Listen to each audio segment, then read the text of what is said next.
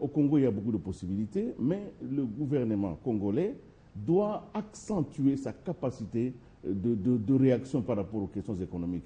Un dossier, avec les c'est guichets très uniques, la lenteur administrative, mais surtout aussi, malheureusement, les commissions. La corruption.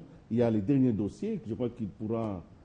c'est pour le dossier de Alstom. Oui. Alstom qui est intéressé pour mettre en place ici à Kinshasa d'abord un système de transport multimodal, notamment mettre en place le tramway, oui. le TGV pour les grandes distances, mais surtout les métros quinois.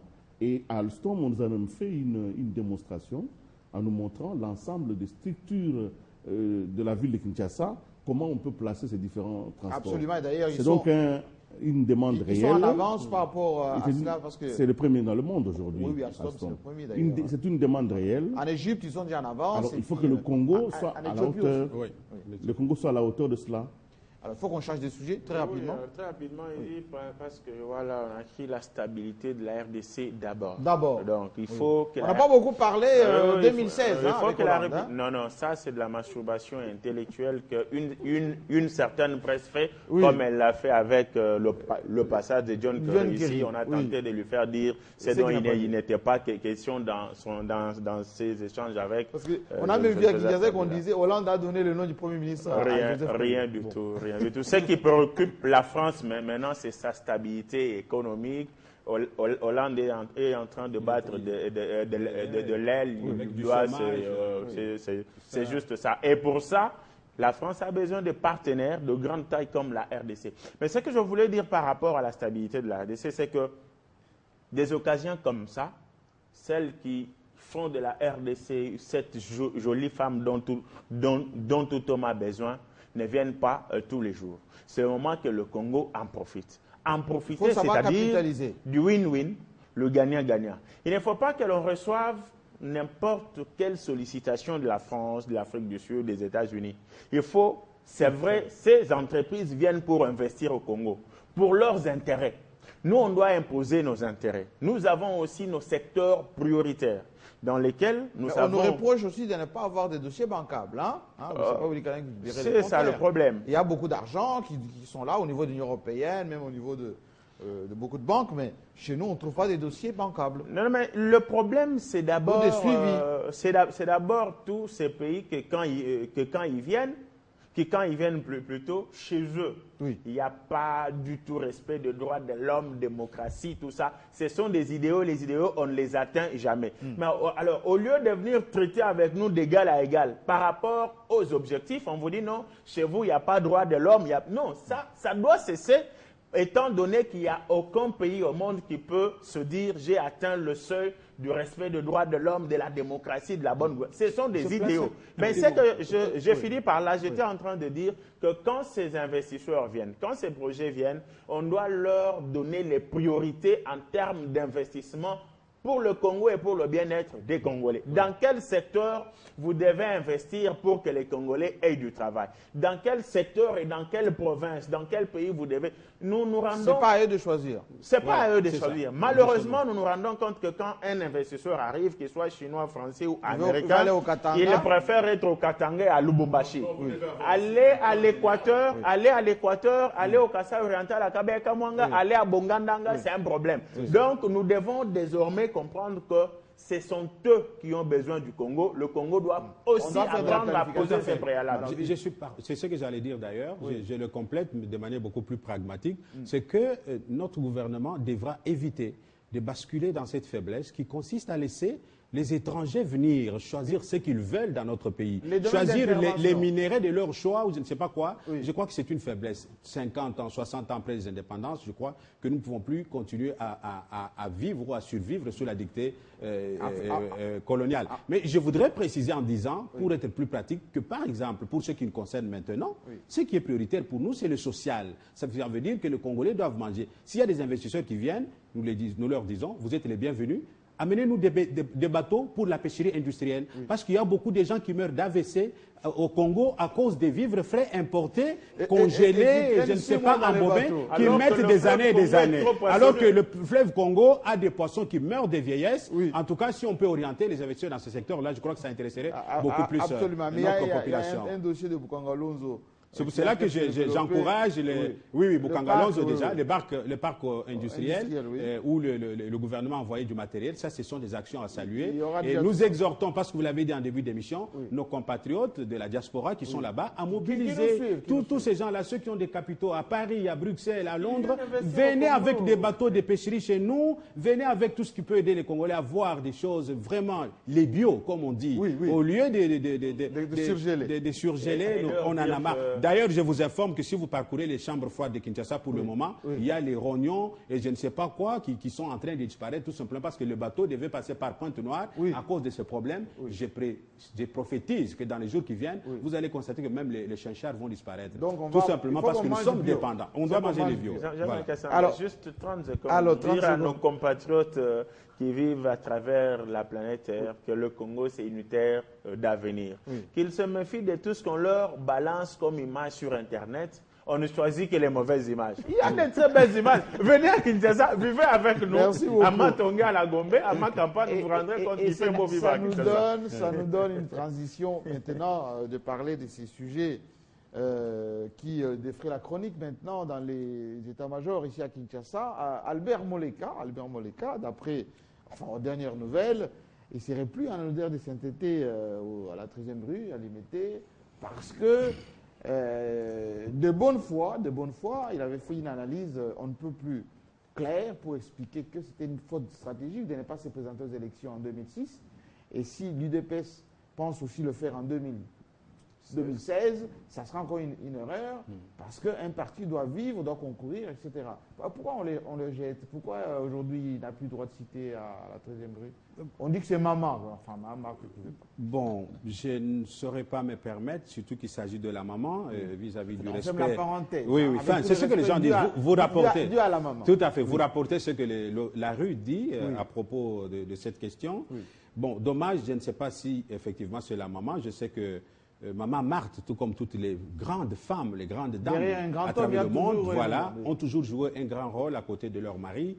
Quand j'ai rédigé une monographie scientifique sur la communication politique avec un grand chapitre consacré aux partis politiques essentiellement, il y a des partis qui fonctionnent effectivement non seulement comme des mallettes, mais comme des boutiques familiales. Des boutiques familiales, mais on vous dira aussi c'est la sociologie politique ce n'est pas c'est la sociologie africaine, de la politique africaine bien entendu, mais ce n'est pas une pratique propre exclusivement à l'UDPS. C'est presque dans beaucoup de partis au Congo et dans beaucoup d'Afrique. Regardez tous les partis politiques. Il y en a, si c'est 500 bientôt, en République démocratique du Congo. Vous trouverez le président national, c'est l'homme. La vice-présidente, c'est la femme. Si elle n'est pas la vice-présidente, elle est secrétaire générale. Et même lorsqu'on élabore les listes pour aller aux élections, vous trouverez que le président national, qui est le mari, et le candidat, la suppléante, c'est la femme. À défaut, pour cacher, sinon on ne prend pas la femme, on prend le petit frère de la femme, parce que là, on sait qu'il ne peut pas trahir, ou c'est le beau-père, ou c'est la belle-mère si elle a étudié. Et on voit d'ailleurs beaucoup de suppléantes au Parlement. Lorsque le ministre passe, lorsque le député passe ministre. Voilà. C'est ce que j'appelle les quachorcorps politiques en République démocratique du Congo. Et si on scrute calmement la situation de l'UDPS, je ne peux que verser des larmes. Mais pourquoi Moleka? Parce qu'il a été quand même l'un je ne peux que verser des larmes.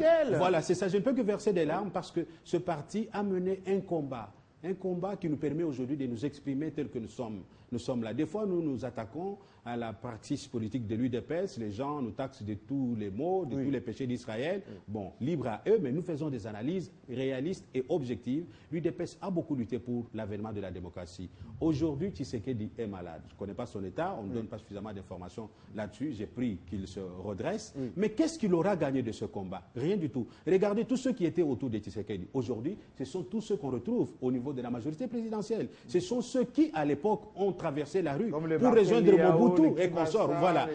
Tous ceux qui sont aujourd'hui des têtes pensantes de la majorité au pouvoir, ce sont des anciens combattants de l'UDPS. Les François Mamba. Les François Mamba. Voilà, justement, oui, alors, c'est ça la mauvaise politique, quand on met la famille à la gestion de la chose publique, parce que le parti politique, à partir du moment où on le crée, il cesse d'appartenir à l'individu, ça devient un patrimoine national. Lorsqu'on ne fait pas attention à ça et on élimine tous ceux qui y apportent une critique constructive à la marche d'une structure, en ce moment-là, on bascule dans la dérive et ça ne peut pas marcher. Nous aimerions qu'un jour, Tshisekedi soit honoré par ce pays, comme on a honoré Antoine Gizenga aujourd'hui, que la nation lui soit reconnaissante par rapport au combat qu'il a mené, mais le fonctionnement interne de l'UDPS pose problème. Il faut vraiment qu'on se pose mille et une questions, et je ne vois pas pourquoi ceux de l'UDPS qui aimeraient composer avec le pouvoir en place pour les biens supérieurs de la nation peuvent continuer à reculer, tout simplement parce qu'ils ont la chicotte la nuit de tel ou tel autre membre de la famille. Alors, Willy Kalengai, quand même, est-ce que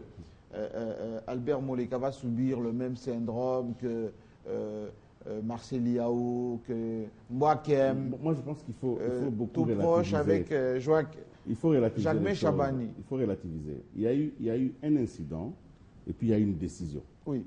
L'incident, c'est qui est regrettable. C'est maintenant du domaine public. C'est que Moleka, qui est directeur de cabinet du président Tshisekedi pour l'UDPS, travaille, son lieu de travail, c'est aussi les lieux d'habitation de Tshisekedi. Donc, d'abord, le premier malentendu... Donc, il n'y a pas de siège? Non, le siège existe. Mais comme Etienne Tshisekedi travaille chez lui à la maison, c'est là où il reçoit les gens, c'est aussi chez lui où il y a sa famille. Donc, c'est déjà une première difficulté qui a fait que, bon, maintenant, les interférences entre les personnes, les malentendus entre les personnes, la perception que l'on a de l'action de l'un ou de l'autre, il y a une friction entre Maman Marthe et Moleka. On a demandé à Moleka de ne plus venir dans la maison de Tshisekedi. Bon, est-ce que de ne plus venir à la maison, de ne plus venir au bureau? C'est pourquoi j'ai pas de l'incident. Oui. C'est-à-dire, c'était d'abord l'incident. On lui a demandé de ne pas venir à la maison. Et Maman Marthe, en tant que maman dans une maison, elle peut dire, vous, je ne vais plus vous voir chez moi. Et elle peut avoir raison. Vous, votre mère peut dire à votre ami, ne venez pas chez moi. Mais maintenant, chez elle, ce n'est pas au bureau. Non, c'est ça aussi. Je vous parle de l'incident. Maintenant, il y a une décision. La décision, c'est que le secrétaire général de l'UDPS, Mavungu, a signé quand même une circulaire par laquelle il confirme la décision de Tshisekedi de ne plus avoir comme directeur de cabinet à Moleka. Oui. Alors, à partir de ce moment-là, je pense qu'il n'y a plus de débat. Il n'y a plus de débat. Pourquoi? Parce que le directeur de cabinet d'une personnalité, c'est la personne la plus proche, c'est son confident, c'est son arme pratiquement secrète. C'est une relation de confiance.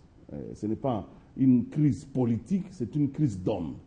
Et je pense que ceux qui en font une crise politique font une erreur. Mais est-ce que tout n'est pas parti du voyage de Moleka aux États-Unis? Évidemment, je l'ai écrit, je crois que dans l'édition passée, j'ai quand même rapporté, après les investigations, que Moleka était parti. Tshisekedi avait été invité au petit déjeuner de prière où on invite régulièrement les Congolais. Je crois que Robert Roy est souvent invité. Je crois que Vital Kamerhe avait déjà été invité. Beaucoup d'hommes politiques.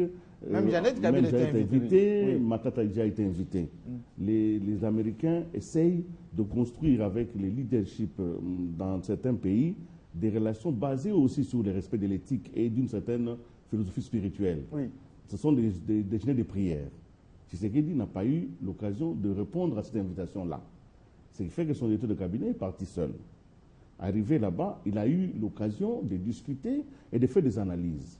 C'est là où le bas blesse, parce que selon les informations reçues, il aurait dit que nous devons prendre en compte les limites dont a fait allusion aujourd'hui Louis-Dor en disant, les vieux, c'est quand même un homme, il peut arriver qu'un jour, nous ne le souhaitons pas, mais qu'est-ce que nous faisons après s'il y a un problème? Nous devons donc avoir toujours des perspectives d'avenir tenant compte des limites des hommes. Cette réflexion a été très mal interprétée. Et je crois qu'à la sortie même de cette réunion-là, on a informé les gens. Quand on vous informe que l'homme que vous avez comme directeur de cabinet estime que vous pouvez ne pas être là, écoutez, ça ne peut que réveiller des émotions qui sont arrivées à l'incident dont j'ai parlé. Moi, je dis que il ne faut pas que... Moi, j'ai beaucoup d'admiration pour Moleka parce que Albert Moleka a adhéré à l'IDPS du temps du maréchal Mobutu, alors que son papa était un bonze du régime du parti-État. Et son frère était ministre, sa famille, donc, etc. c'est un choix personnel qui date de homme très convaincu, longtemps. oui. C'est un homme convaincu, c'est un homme qui a choisi ce combat politique depuis de longues années. Qu'il soit payé comme ça, c'est quand même non, injuste. non, je me dis que... quelle que soit la profondeur de l'analyse. Ça, c'est un problème de